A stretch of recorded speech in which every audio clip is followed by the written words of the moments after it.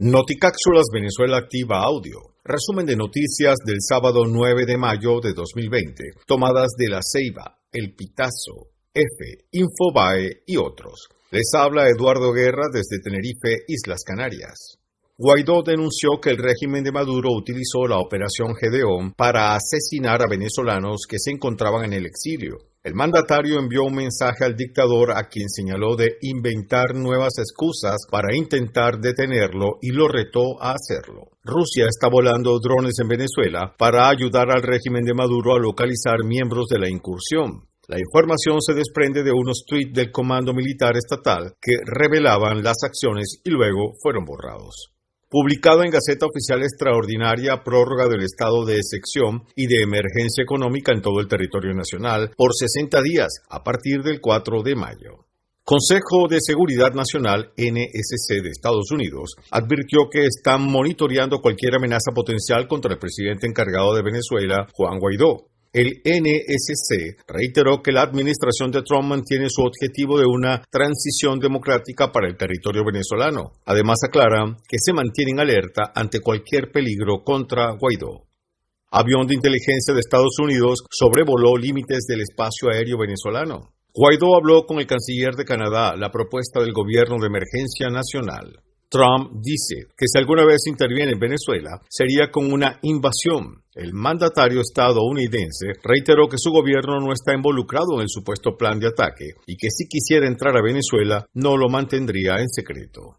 La madrugada más larga que vivieron en la colonia Tovar. El gobierno activó en la madrugada del viernes un plan de búsqueda en el municipio Tovar del estado Aragua con funcionarios de la policía, Guardia Nacional Bolivariana, FAES, CONAS y la DGCIN. Allanaron casas y hasta la iglesia buscando presuntos mercenarios. Militares rusos se suman a la casa de los supervivientes de la Operación Gedeón. De confirmarse el operativo, se trataría de la primera acción militar sobre el terreno de las fuerzas rusas en las 4 últimas décadas en el continente. Tarek William Saab solicita a la Interpol arresto de JJ Rendón, Sergio Vergara y Jordan Goodrow. Primero Justicia exige a Guaidó investigar incursión fallida de Macuto. Primero Justicia exige a Guaidó expulsar asesores y reformar su centro de gobierno. Primero Justicia dice, son acciones como lo sucedido el 30 de abril de 2019 que terminan frustrando a nuestro pueblo y destrozando la confianza entre quienes luchamos por el cambio político. Primero Justicia dice, seguimos trabajando por aliviar el sufrimiento de los venezolanos con propuestas como los $100 al 100% de las familias durante la pandemia del coronavirus. JJ Rendón, ante comunicado de Primera Justicia, dice, es miserable que PJ se distancie. Enrique Márquez, me uno a las muy sensatas voces que rechazan las mercenarias actuaciones de estos últimos días. No apoyo sicariatos ni asaltos con excusas políticas. Andrés Velázquez, no está de más recordar a todos los partidos que formamos parte de esta alianza por la libertad y la democracia, que es momento de la más férrea unidad de verdad, al lado del gobierno interino y del presidente Guaidó. Superar intereses o ambiciones particulares es necesario. Antonio Ledesma, ¿cuál es la oposición? ¿Salir de Guaidó o salir de Maduro? Opto por seguir luchando por el cese de la narcotiranía. Tengo observaciones sobre errores y exclusiones, pero mi lucha prioritaria es vencer un régimen podrido. ¿Olvidamos que son narcoterroristas, corruptos y criminales? Asesinan a basquetbolista durante operativo policial en Petare. El ministro Reverol informó que fue ordenada la realización de una operación policial en la parroquia. Periodista Román Camacho reportó 12 abatidos durante el operativo en Petare. Funcionarios del régimen sacan a las personas de sus viviendas en Petare tras operativo. Maduro recurre a proveedor colombiano de los CLAD para enviar oro a Irán.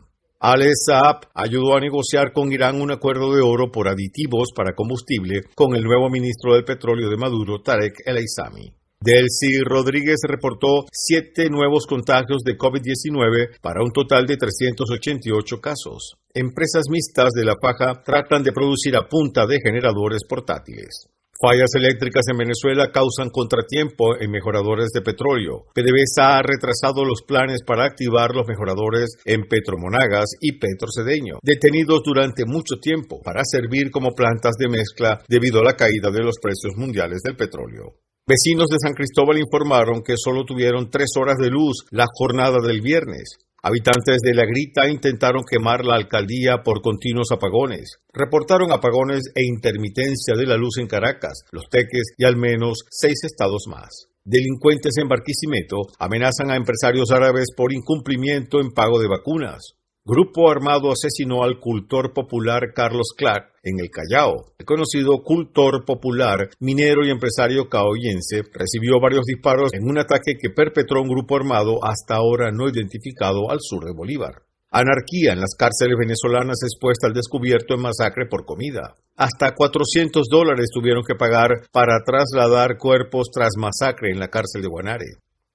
El comentario de hoy. La operación Gedeón va dejando víctimas por toda Venezuela, en todos los ámbitos, en lo económico, en lo social, en lo militar, pero sobre todo en lo político.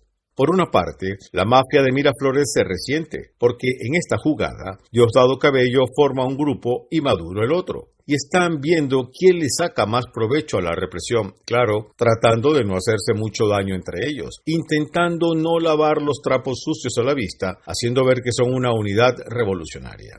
Por el otro lado de las víctimas está la oposición, que nunca ha estado unida de verdad y que precisamente con esa actitud han contribuido a que el castrochavismo-madurismo tenga 2 décadas en el poder. Es verdad que el bando opositor la tiene más difícil. Es la suma de diversas tendencias ideológicas, con intereses distintos y casi siempre pensando en su futuro electoral. A esta atomización de parcialidades que dificulta todo, hay que sumarle el factor de chantaje corruptor que la dictadura ha ejercido sobre algunos dirigentes opositores y que se supone no son pocos. Dadas las circunstancias, preocupa ver cómo Primer Justicia y Enrique Márquez se pronuncian contra Guaidó, como si ellos no tuvieran rabo de paja, o cómo Patricia Poleo no pierde un minuto de su trabajo para atacar al presidente encargado, ejerciendo de oposición a la oposición.